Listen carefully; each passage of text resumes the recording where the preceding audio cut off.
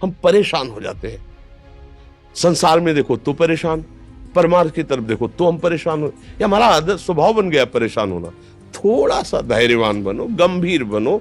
कोई इस भारी से भारी विपत्ति में परेशानी स्वीकार करके विपत्ति से थोड़ी निकला जाता। सुलझो, ठीक है, विपत्ति आई, समस्या आई, इसका समाधान होगा, ऐसा थोड़ी कि हमें नष्ट कर देगी। अगर अभी हमारी बड़ी हानि हो जाती है, हम कल इससे बड़ा लाभ प्राप्त कर सकते हैं। हमको एकदम बिल्कुल गंभीर रहना है, इतने कमजोर नहीं बन जाना।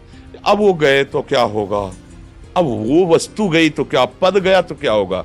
प्रयास किया था, ये पद मिला था, इससे बड़ा पद प्राप्त करूंगा, मैं इससे बड़ा महान बनूंगा। ठीक है, एक बार गिर गया, गलती हो गई, दंड भोगूंगा, फिर इससे ज्यादा संयम में रहूंगा।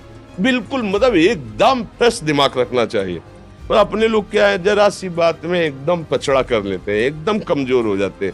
ये बिल्कुल ठीक नहीं है। हम जीवन भर की यात्रा की बात कह रहे हैं, भारी से भारी कष्ट में भी मुस्कुराना, तो हमें बल मिला है, हमें भगवान की कृपा का दर्शन हुआ है, हमें उनका दुलार दिखाई दिया है। अगर ऐसे तो भाग जाते, फिर परमार्थ में थोड़ी चलना होता है। आज जो आप सुन करके लाभ लेने की चेष्टा कर रहे हो ना, ये केवल प्रवचन नहीं है, ये जीवन है। अगर ये जिए ना होते ना तो ये इसका प्रभाव नहीं पड़ता, फिर वाणी का प्रभाव नहीं पड़ता। हम इसीलिए कहते हैं, जैसे आप लोग एकदम परेशान हो जाते हैं, तो बोलो क्या हमसे ज्यादा परेशानी होगी। दोनों किडनी खराब, दवाई लाने के लिए पैसे नहीं, पानी रखा है हम उठ के पी नहीं सकते, भीषण शरीर में कष्ट, भीषण बुखार, क्योंकि किडनी फेल, जरा में बुखार, खाने को क्या, रोटी मांग के लाओ। अगर वहां सब्जी मिलती है तो लाल मिर्च ऐसी पड़ के मिलती थी कि पा नहीं सकते थे। आप सोचो, पानी लाना है तो मुझे लाना है, पीना है तो मुझे पीना है। अगर मैं हारता तो कहां पहुंच जाता, क्या स्थिति होती। नहीं, मरना है, पर कदम पीछे। कोई दिन ऐसा नहीं जिस दिन सेवा ना की हो, जिस दिन सेवा ना गए हो। गुरु जी की सेवा में जाना है, पहले अपने को स्वस्थ साबित करना है, नहीं वो सेवा नहीं लेंगे। तुम बीमार हो, तुम कष्ट में, वैसे उनकी दृष्टि बड़ी शांत है, उनकी सेवा की, आके लेट गए। फिर हिम्मत की, अपनी श्री जी की सेवा की, मधुकरी नहीं गए, 3-3 4-4 दिन भोजन नहीं गए, पर सेवा नहीं छोड़ा, दिनचर्या नहीं छोड़ी। और उसका प्रधान कारण संयम, ब्रह्मचर्य, भगवत आश्रय, नाम जप, कभी हारने नहीं दिया। अभी भी थोड़ी देर बाद डायलिसिस शुरू हुआ, हारने, आपको हारे हुए नजर आ रहे हैं। शरीर में पीड़ा है, किडनी फेल है, ऐसा थोड़ा हम स्वस्थ बैठे हैं, पीड़ा है, बार बार प्यास लगती है, थोड़ा थोड़ा पानी मिलता है हर, लेकिन हम आनंदित हैं, हम प्रसन्न हैं। हम लड़ाई में हारे नहीं हैं, ना हारेंगे, हम जीत चुके हैं। हम अपने मालिक के भरोसे में अपना सब बात, तो वो ये हम अपनी बड़ाई नहीं बता रहे, हम आपको बता रहे समस्या। सोचो तुम्हारे पास तो माँ है, भाई है, बहन है, परिवार है, कोई ना कोई तो है ना। मेरा किसी ने कभी जीवन में ध्यान भी नहीं दिया, क्यों?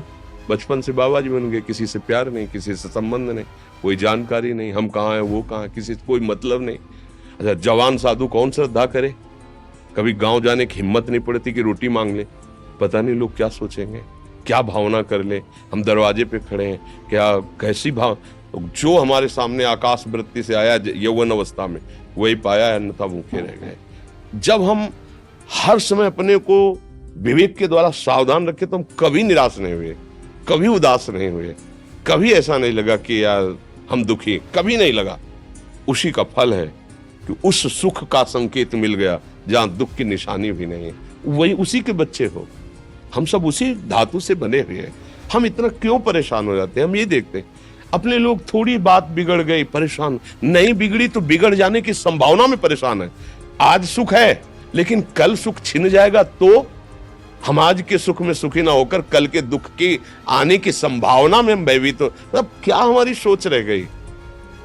हमको इतना बलवान बनना है कि सुख और दुख दोनों हमको छू न सके। भारी से भारी सुख की व्यवस्था है तो अहंकार नहीं, हर्षित होकर किसी का अपमान न करे कि हम धनी, हम पदाधिकारी, अमुक। भारी से भारी दुख आया तो हमें किसी के सहयोग की जरूरत नहीं, हम फिर अपने कदम बढ़ाएंगे, हम फिर जुड़ी हुई अपनी भावनाओं को सजाएंगे। मस्त जीवन एकदम, तुम अविनाशी के बच्चे हो। शेर का बच्चा भेड़ों के बीच में फंसकर म्यों म्यों बोल रहा है, बस अगर दहाड़ना सीख जाए तो कोई भी उसे परास्त नहीं कर सकता। ऐसे भगवद अंश, तू प्रपंच में फंसकर अपने को इतना दीन क्यों देख रहा है? तू ऐसा है, कि भगवान के दिव्यास्त्र में भी ताकत नहीं तेरे को मार सके। तू अविनाशी का अविनाशी बच्चा है। विनाशी भोगों को, विनाशी शरीर को मैं मान के इतना भयभीत, इतना दुख ठीक नहीं। ये सबके लिए, केवल एक के लिए नहीं। आप समझो, आप लोग सोचते हैं हम गृहस्थ होकर भला ऐसी स्थिति कैसे।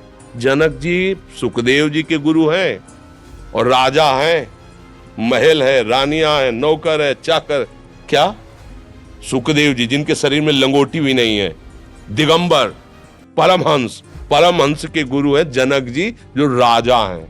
समझो आप ऐसा ना सोचे कि हम नौकरी कर रहे हैं, हम संसार में, हम गृहस्थ हैं, हम आध्यात्मिक की ऊंचाई पर नहीं चढ़ सकते। नहीं, आप एक सरकारी नौकरी या आप किसानी या व्यापार करते हुए आप एक अध्यात्म की ऊंचाई में चढ़ सकते हैं। और अध्यात्म ही है जो तुम्हें इस माया के दुख सुख से ऊपर उठा सकता है। दूसरा, चाहे जितनी संपत्ति आ जाए, आप सुखी नहीं हो सकते। सब देख लो, आंख खोल के देख लो, अध्यात्म ही है जो तुम्हें हर कष्ट सहकर मुस्कुराकर जीने का रास्ता बता देगा। कि आप आनंदित हो जाओगे, कुछ नहीं बिगड़ा। अध्यात्म है तो कुछ नहीं बिगड़ा, अध्यात्म नहीं है तो कुछ नहीं बना, कुछ हाथ नहीं लगने वाला।